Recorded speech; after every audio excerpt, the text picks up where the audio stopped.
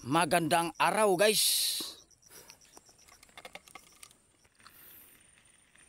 Ito guys, treasure sign, treasure markers, treasure symbols. Ito guys ay triangle. Isa sa meaning ng triangle guys ay pointing to the direction. Dito sa ating tunnel na inoperate na katuro ang triangle guys. Yan guys. Dito sa south alignment guys ay mayroong animal character, isang bird or ibon. At ang meaning ay pointing to the direction. At ang sungo ng ibon guys ay doon nakaturo sa ating tunnel.